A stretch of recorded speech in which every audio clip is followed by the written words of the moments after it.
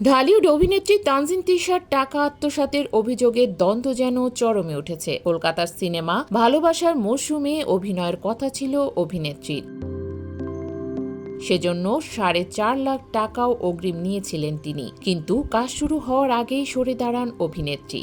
এরপর শুরু হয় অভিযোগের পালা ও দ্বন্দ্ব।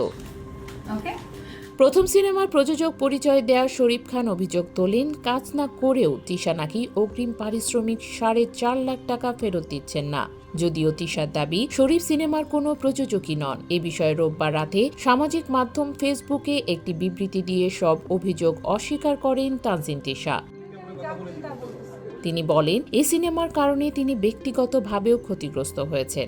সম্প্রতি এই অভিযোগ নিয়ে ভালোবাসার মৌসুম সিনেমার পরিচালক এম.এন. রাজ মুখ খুলেছেন। তিনি গণমাধ্যমকে বলেন, তিশা ভুল বিবৃতি দিচ্ছেন। পরিচালক বলেন, তিশাকে টাকা দেওয়া হয়েছে, কাজ না করায় সেই টাকা তাকে ফেরত দিতে হবে। সম্প্রতি এক সাক্ষাৎকারে এম.এন. রাজ বলেন, আমি অন্য কাজে ব্যস্ত ছিলাম, ভেতরে ভেতরে কি হয়েছে জানি না। যেহেতু তিশাকে টাকা দেওয়া হয়েছে, সে অবশ্যই ফেরত দেবে। কোনো চুক্তিপত্রে টাকা ফেরতের বিষয়ে উল্লেখ থাকে না। এটা নিয়মই নয়। সে কাজ করেনি, কিছু টাকা তো ফেরত দিতেই হবে।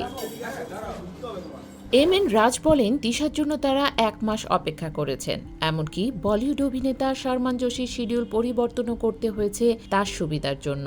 এ নির্মাতা বলেন, তিশার জন্য রিকোয়েস্ট করে সালমানের তারিখ বদলেছি, কিন্তু তিশা অ্যাম্বাসিতে গিয়ে পাসপোর্টটাও জমা দেয়নি। সে আমেরিকায় চলে যায়। আমি শুধু বলেছিলাম পাসপোর্ট জমা দাও, তারপর যাও। এম.এন. রাজ বলেন, 4 সেপ্টেম্বর সকাল 9টায় তিশার অ্যাম্বাসিতে যাওয়ার কথা থাকলেও তিনি যান 1 ঘন্টা দেরিতে। 10টায় গিয়ে বলল, বিকালে ভিসা নিশ্চিত করলে পাসপোর্ট জমা দেবে। এটা সম্ভব না বলতেই সে অপমানজনক ভঙ্গিতে বলল, I don't care about it. 15 থেকে 20 মিনিটের মাথায় সে চলে যায়। আর সার্ভার তখনই ঠিক হলো। আমি খুব অপমান বোধ করি। একজন শিল্পী পরিচালককে এভাবে বলতে পারে না। কিন্তু বিবৃতিতে তিশার পাল্টা দাবি, আমি 2 মাস অপেক্ষা করেছি। পরিচালক বলেন, তিশার জন্য আমরা সেপ্টেম্বরের 17, 18 ও 19 তারিখ নায়িকা ছাড়াই শুট করেছি। দুর্গাপূজার আগে পর্যন্ত অপেক্ষা করেছি। এরপর বাধ্য হয়ে নতুন নায়িকা নিয়েছি। এখন সে ভুল বিবৃতি দিচ্ছে। এটা মোটেও ঠিক নয়।